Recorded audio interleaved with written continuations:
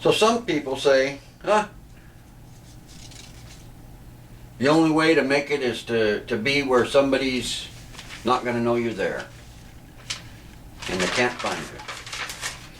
Good luck with that. I mean it. Good luck with that. I hope you can. I hope that wherever you're hiding, it's so awesome, you never have to leave it. You will never be tracked into where you are. And that you can stay hidden, because that's probably going to be your safest bet. If nobody knows you're there, they won't find you, usually, until you start making mistakes. But even when you're off hiding, at some point, you're going to have to go do some hunting and gathering. You can't carry that much to last you forever. And as you're doing your hunting and gathering, just trying to sustain yourself, not to mention you might have other people you need to sustain for. That means you need more hunting and gathering, which means territories get larger as you're going out further to try and find it. Or you might think, well, you know, I know winter's coming, I need to go get some more and have some extra. That widens that range some more.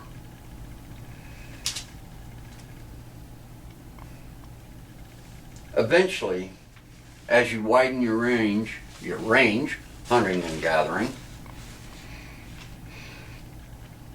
the savages will find you, or you will find them.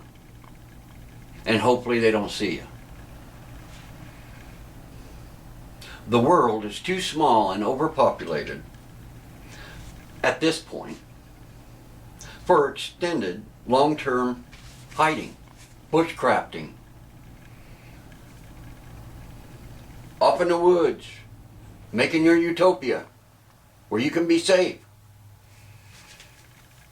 Now, unless you can hide long enough for the majority to die off and forget that piece of the world that you're hiding in doesn't exist anymore, and I really doubt that possible, you better leave no trace. And that means you better not cook with fire, you better not be seen, you better not be able to be tracked. Okay? Because all those mean something. You can't be making noise at all, because that shit carries in the woods. And if you ain't been out in the woods and heard somebody on a saw or with an axe, how far that carries, and when you're hungry, how far the smell travels. So, maybe that's not your choice. So you've chosen to go into a clan or a gang. Keep in mind, dynamics change. And once in, getting out, it's not as easy. And then there'll be, are you given a choice? Some gang come across you and now you're in it, whether you want to be or not.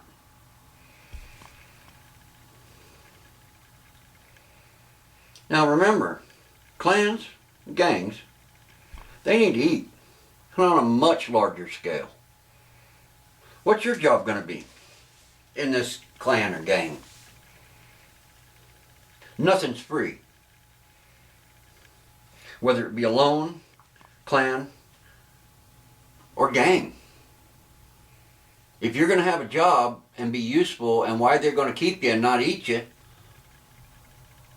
you're going to have to figure out that they know your usefulness, whatever that be. Maybe you swallow good. I don't know. So when I hear prepare for SHTF, shit hitting the fan, by someone, even though the intention may be good, it just isn't that easy. Look around at where you live. High population area are going to be ugly. People will be ugly, savage, dangerous. Some rural areas will be just as bad, if not worse. In a rural area, you may have a little more time in between these things, but they're still going to be there.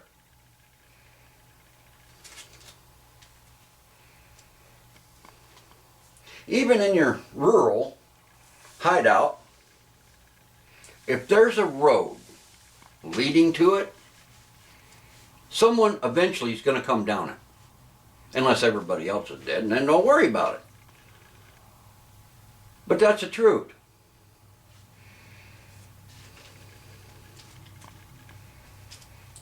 And when that happens, in your little utopia, hidden somewhere in the woods,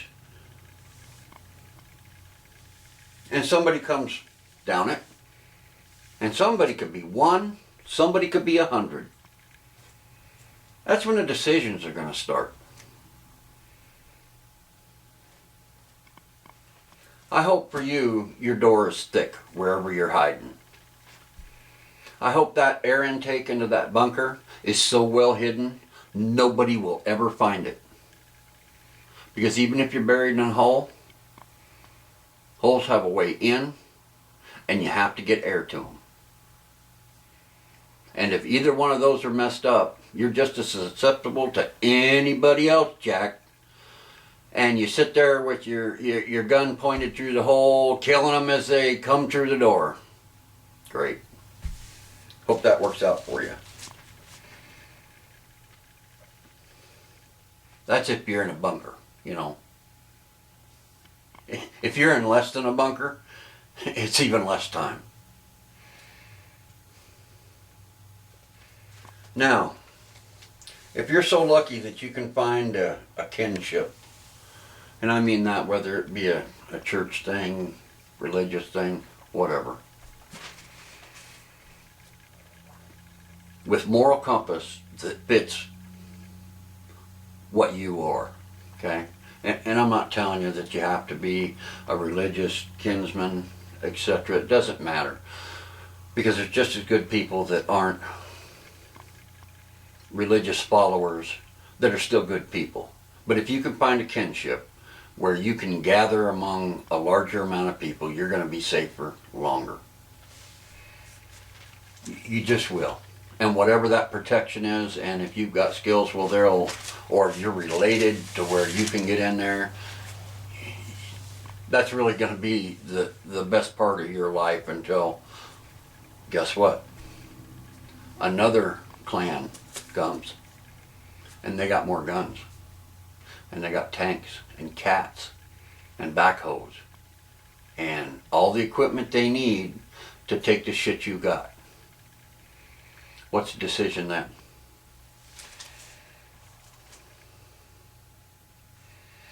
And let me give you a little insight here if you don't already know. Even the best families, whether that be a kinship or a blood family, military family, whatever, they don't always see eye to eye. There might be somebody in there with a different moral compass that says, hey, you know what, yeah, I'm taking over. And you can already see what those dynamics are. And now you're in a kinship that didn't have the same moral compass when you started. So then what? Now what's going to be your choices?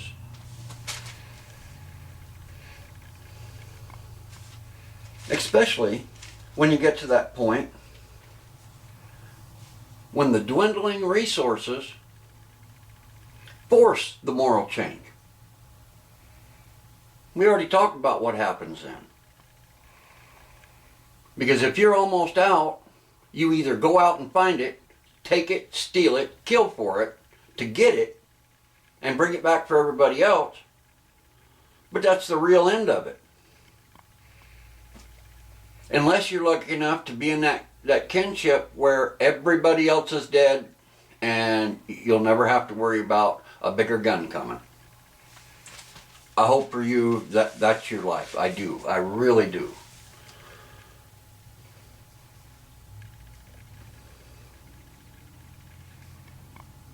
Honestly, if I was given the choice and somebody said, Dusty, if you had to, in this SHTF scenario, I got to rub the magic lantern and I only got one wish, I can already see where the world's going in this scenario, depending on just how bad it is. My one wish is going to be that a 5-ton missile falling out of the sky at 35,000 miles an hour hits me in the back of the head while I'm making love to my wife. I doubt I'll get that wish, but if you ask me, that's how I'd want to leave this planet. And I hope that happens 12 minutes after the worst SHTF scenario hits the planet. It's not going to happen, but, you know, hey, if I'm dreaming, I might as well dream big.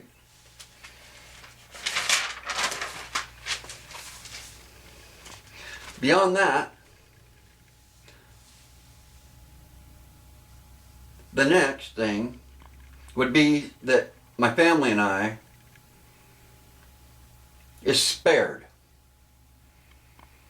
in whatever painless way possible to end in that first wave of SHTF, where you got nothing you can do about it. It just comes and your light goes out. That'd be my next one.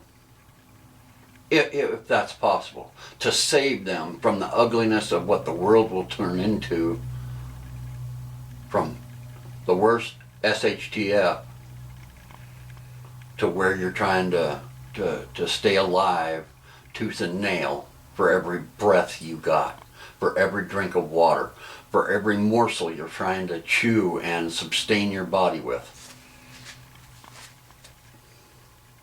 I'd like to save them from all that ugliness in a truly SHTF situation. You know, I would hope that for all of them, including myself. You know, family, friends, somewhere else. I care for them. That would be my hope. Is that they're not having to deal with any of this. They don't even have to see the worst of the ugliness. It's just their lights go out.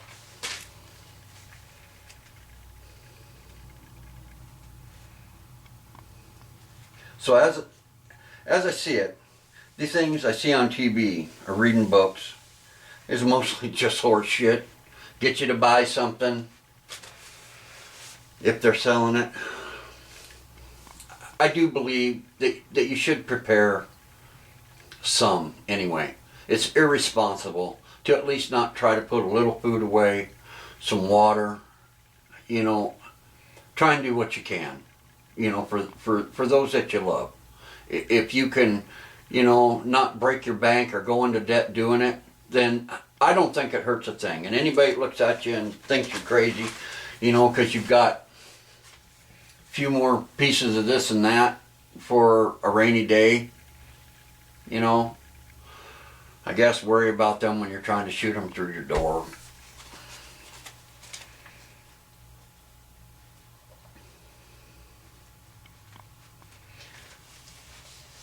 But what troubles me the most when I see all this stuff is the empty thought that you're going to live in your utopian community, tending to your yard garden. The world's all screwed up like you see it on TV, and you see these people, you know, they're out there tending their garden like the rest of the world doesn't know they're even there, you know. And to me, that is the dumbest thing I ever saw or read or, you know, is pushed. Do I think you should have a home garden? Absolutely. I think you should learn how to grow what you can grow where you're at. Practice. Reduce some of your food bill. You're going to get better food than what you're buying off the shelf anyway, so why not? But do you see the reality on what I'm trying to say there? It just kind of makes me a little bit crazy that that's the way the world's going to be. Where's the reality of that? This is the reality of that, and it doesn't seem like anybody wants to talk like this. And here's the other one. And this, I know a lot of people are, what's this have to do with bushcraft? Well, I can tell you right now. Okay, so, you're bugging out. Headed for the woods, headed for the hills. Okay? Live off the land. Get in that survival hut Bushcrafter's been showing you how to make up there in the woods. You're up there making all that noise with your axe, hatchet, saw, hammer, mallet, building your new world.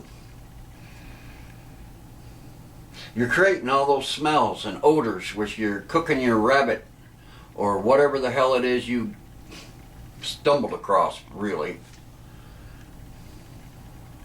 You don't think that smoke and those smells carry a long way? If nothing else, try going hungry for, don't stop drinking. Just don't eat for just an experiment. Tell me I'm full of shit. Do not eat 5 days. Just 5 days. And then I want you to go outside and take a 6 blocks walk around your neighborhood. And tell me what you can smell or what you can't smell. Because I'll guarantee you, you will find odors you never ever thought you ever noticed before. Especially if it's food. But that's not the worst thing of this whole scenario I'm trying to get at here.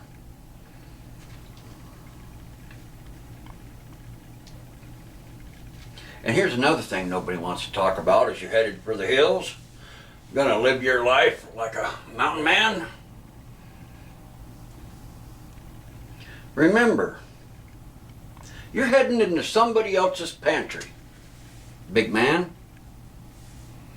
Families that have been in the mountains generations.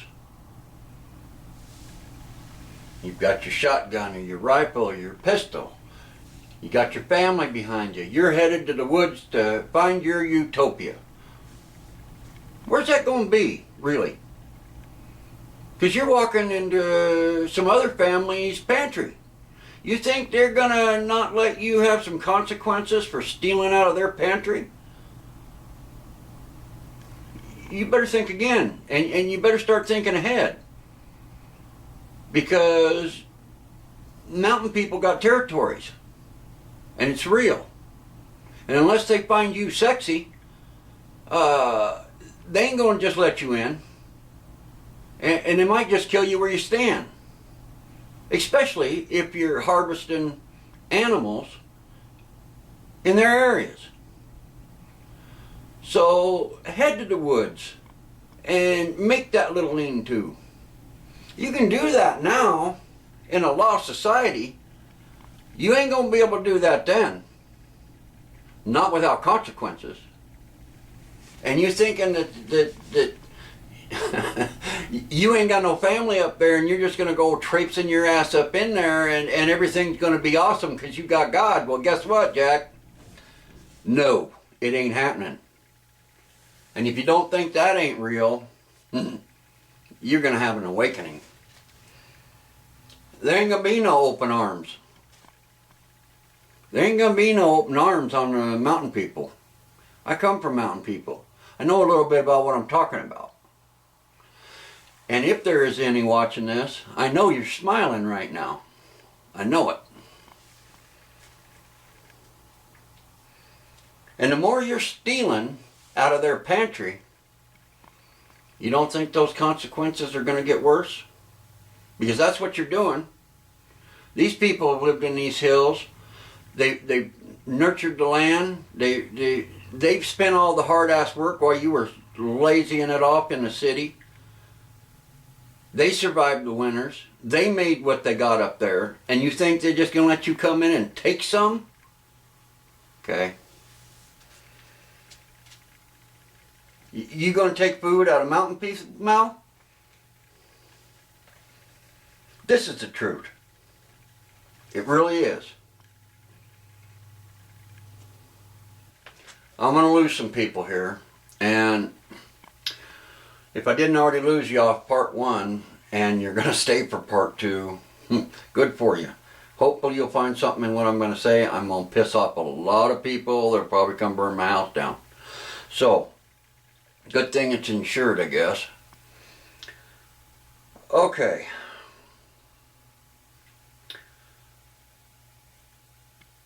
The ignorance of people that have no resource and saying, God will provide for me.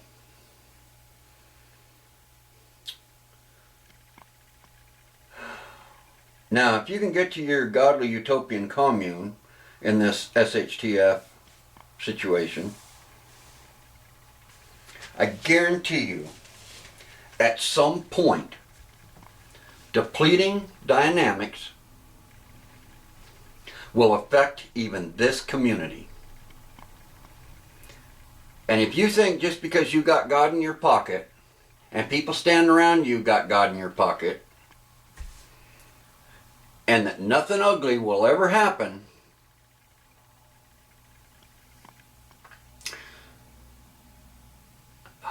I hardly know what to say, because it'll be enlightening for you. It really will. And then you'll stand back and go, what? It'll just blow your mind.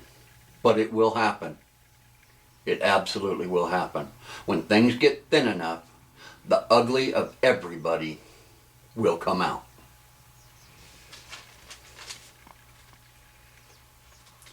And if you don't think I'm telling you any truths, look at the real history of humanity, whether it be religious or not. It's all there. I'm not going to give it to you. You got to find it out for yourself. If you don't want to believe me, whatever. Keep your blinders on, stick your head back in the sand. I'll kick your rump up as I walk past, because it's all there. It's all there. Not even all that far away. If you just even have to go back a few hundred years, you can see it. Now, you want me to prove it to you?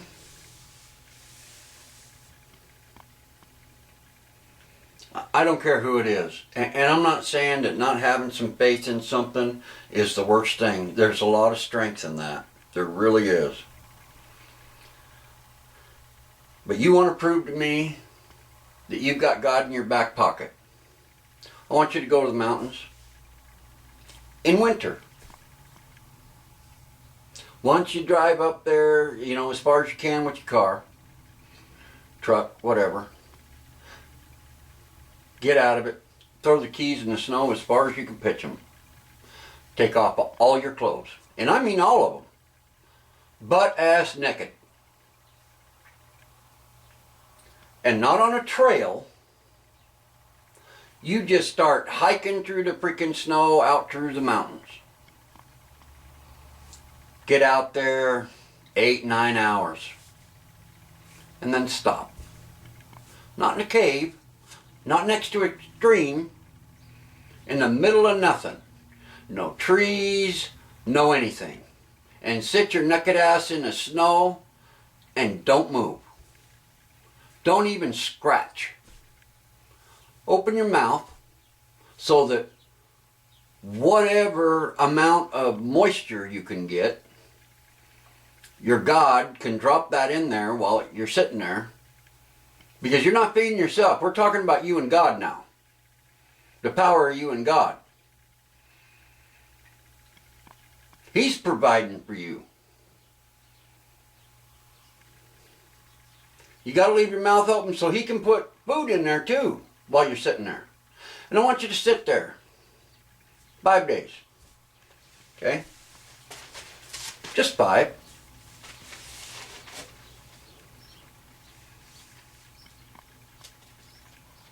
You can't move, remember, in this situation, because God's going to provide for you.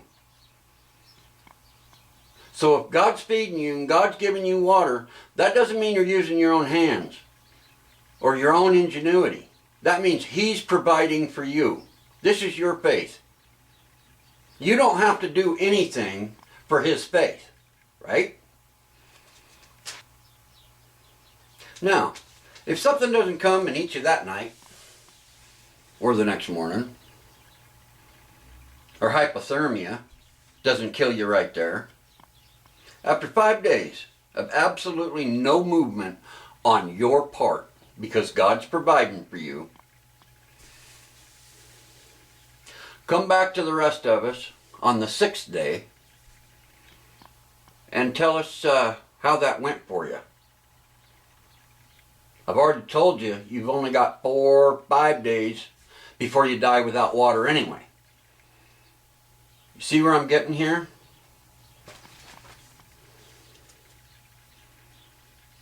I want you to tell us what God dropped in your mouth so that you could sustain yourself out there with zero energy on your part to help yourself. Now, when I was talking about this, somebody was mentioning, oh, well, you know, God will save me by sending me some hikers to do it for me. Give me comfort, give me food, give me water. That wasn't the scenario I'm talking about here. I'm talking about you and your God that provides so much for you. You don't have to put any work or energy into it. That's what I'm talking about.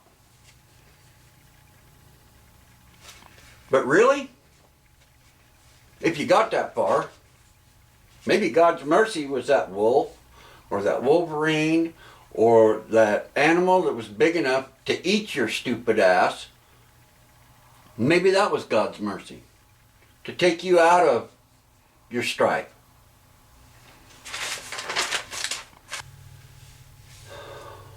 While you're sitting in your seated position, you haven't moved a muscle to help yourself because you're waiting on God. He provides you everything, right?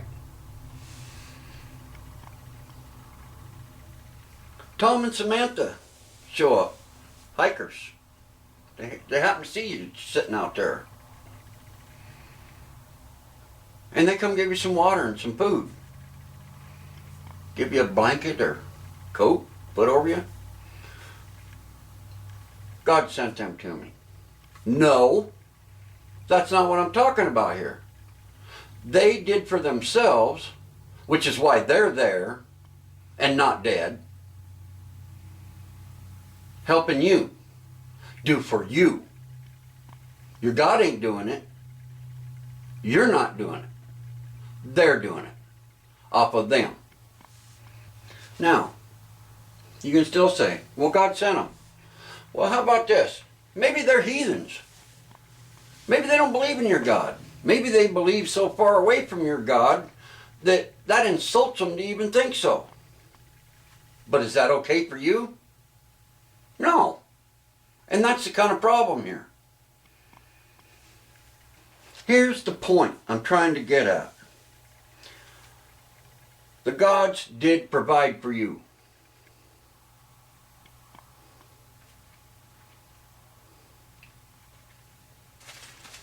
They gave you a mind. They gave you legs for movement. They gave you arms and hands to help yourself. Stop thinking this shit's free. None of it's free. And really, it's the most naive thought that just makes me crazy that it's free. Why? Oh, well, Jesus died for my sins, it's all free. Bullshit. Bullshit. And whoever's making you swallow that stuff really ought to have some kind of beating. Really. None of it's free. God's want to see your part. This whole thought that no matter what you do, it's okay. I don't understand how anybody even believes that shit.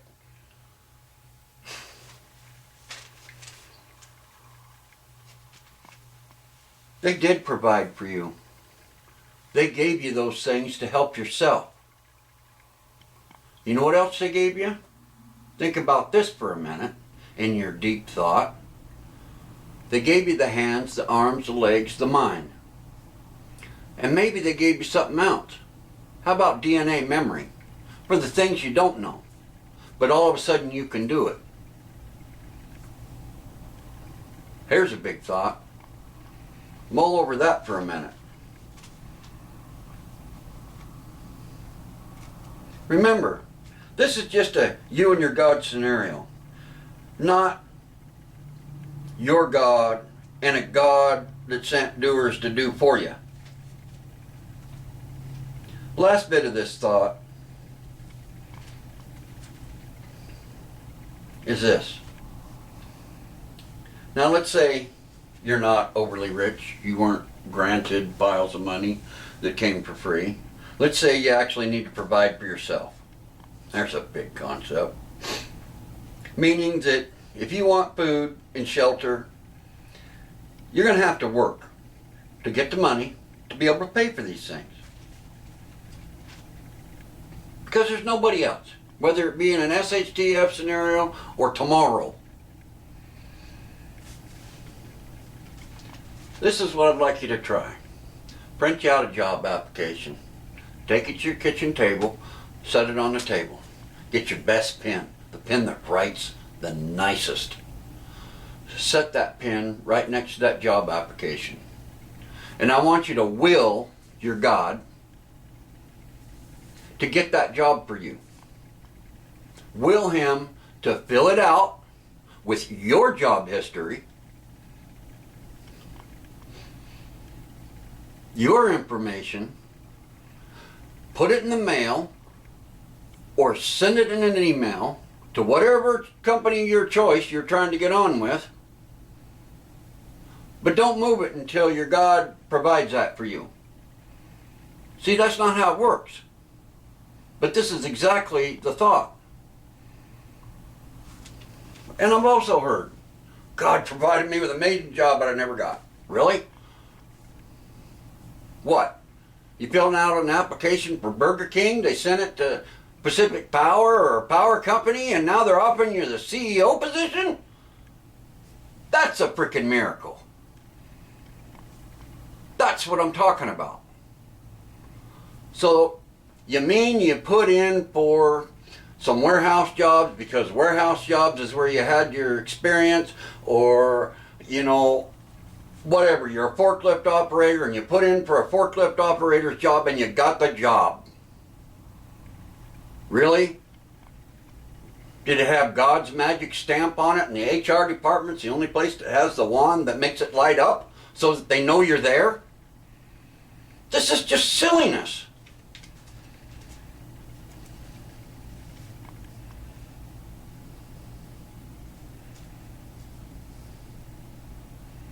You will do, and you will need to do, for yourself.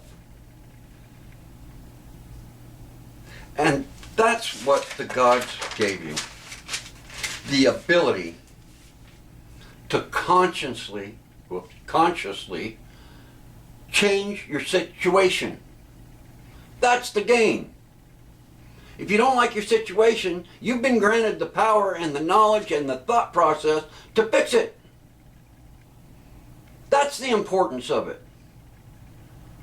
Now, do I believe you should give thanks for gifts you've been given? Sure. Absolutely. Because if you're not, you're so full of yourself, there's no power beyond yours anyway. And that's exactly not what I'm saying.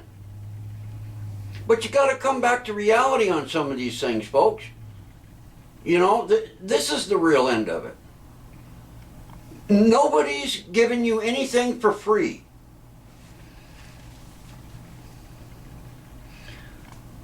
Now, I know we haven't done it yet. We haven't gone bushcrafting, and I know there's some people out there, it's like, when are you ever going to go bushcrafting? And I've already tried to explain. I got a workshop first. I got stuff that has to be done, and then we'll go bushcrafting. But I've been thinking about this a lot, actually. And honestly, I'm debating whether or not to drop the bushcrafting part out of my channel. And this is why. After all the things we just discussed, and there are so many great bushcrafting videos, I'm not sure I can show you anything new beyond the thousands of bushcrafting videos. Do I know how to do some stuff? Sure. Can I show you how to do some stuff? Sure.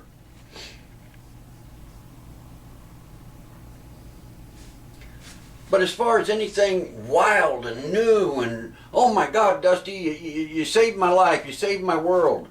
I would have never thought to do it that way. I don't know if I could give that to you, if that's why you're watching it, trying to find some magic. Maybe you think you're doing it while we're doing it, and then you don't have to do it. Well, you got to go get some muscle memory and learn how to do this shit yourself too, which means getting up off the couch and go do it. We're going to do it.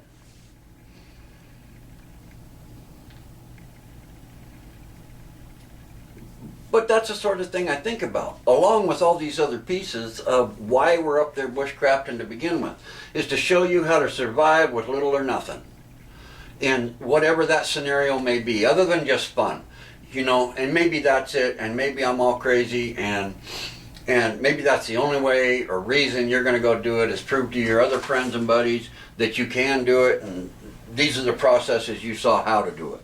And that's fine. But if we're talking about these real situations where none of these bushcrafters, including myself, when I'm out there, we're all going home. We're not there forever.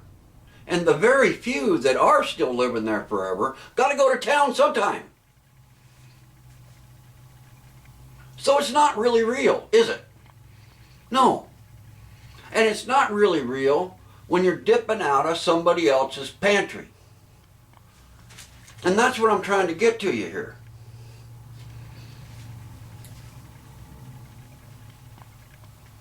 So I don't know if it's going to be helpful or not, but we will go out.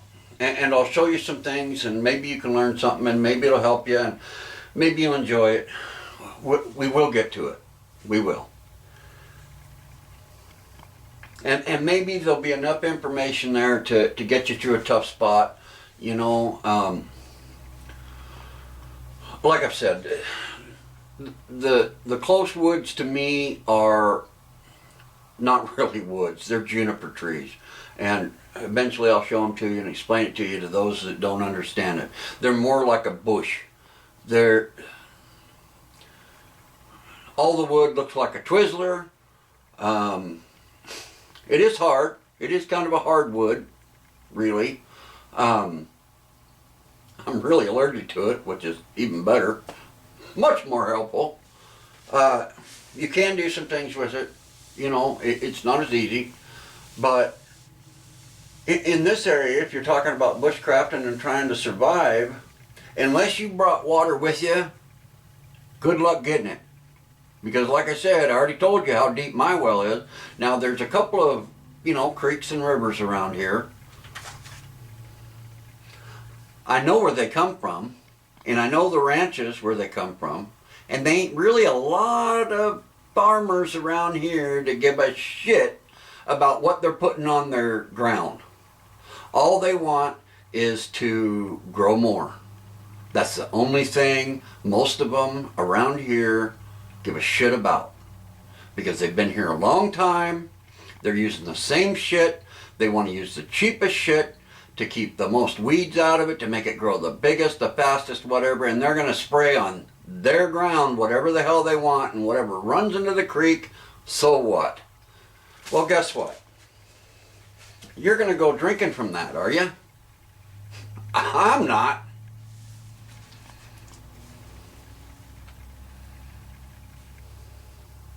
And really, if anything, I hope that out of all the videos I ever do, you find any of these words useful or helpful to a situation you could be in or going to be in the future, that you listen to all of it. And not just bailed after 10 or 12 minutes. But you still found something in what I'm trying to say to you. Then, if all the rest of these videos, the ones I'm going to do, the ones I've already done, if they fail to teach you anything, and this is the only one you learn something from, this is really going to be my happiest video anyway. And I'll probably get the most trouble for it. I'll probably get the most hate for it. Whatever. You think I'm getting rich off of this anyway? This wasn't a monetary thing, you know, why I started any of this anyhow. So,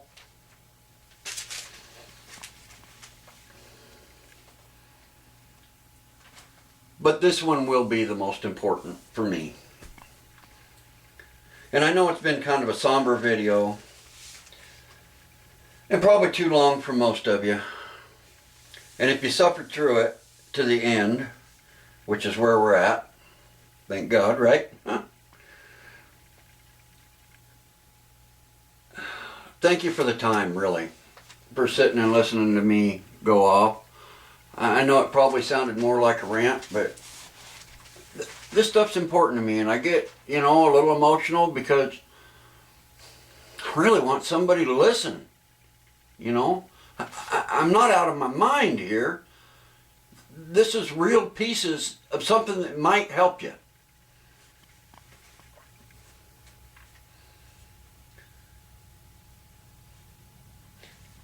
So again, thank you for your time. Hopefully you have something here to add to your knowledge bucket.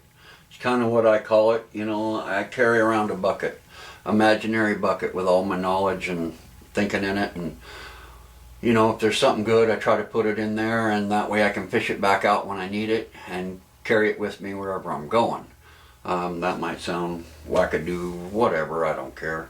But it's just kind of that thought. And I hope I put something in your bucket that, might help you someday as you're carrying it around in a pinch when you really need it.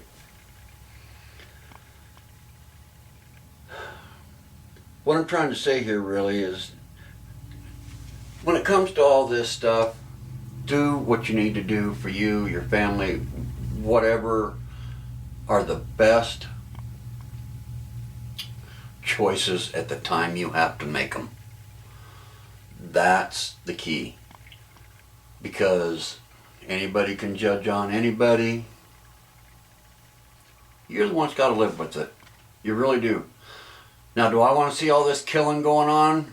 Hell no. I don't think anybody else does, really.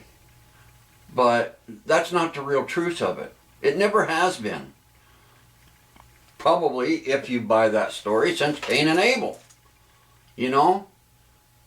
Jealousy, meanness, whatever the hell it is that drives this human race that, we got to kill each other to make our point, and that's an okay situation.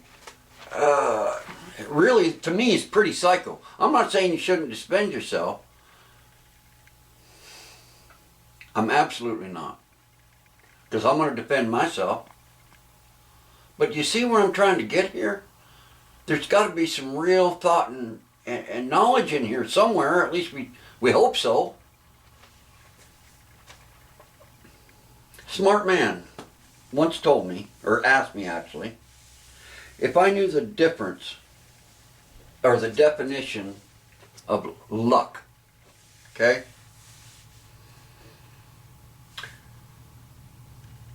And he was absolutely right about this. Luck is a direct relationship to preparation. Okay? Direct relationship to preparation. Now, he's not saying being a prepper, military prepper, whatever. That's not what's being said here. But he was absolutely right. The better you are prepared for any circumstance, I don't care what you tie it to. Think about it for a second and use the same thought. Going to have a test, the more prepared for it you are, the less luck you need. Because you've read the material. You actually read the book. You didn't try to snake out of it and cheat and just do online testing and not read and learn the book. That's preparation. And guess what? When you read and understand anything, the less luck you need for success. Really. It's really the truth. I don't care what it is. Whatever that is, the more prepared you are, the less luck is involved in the equation. Now, with that, so long for now. Thanks for hanging with me if you did. We're going to get back to building stuff and I'll shut up. Well, I'll try. we'll still have some conversations, but that's it, at least for this one for now. Midgardian Workshop.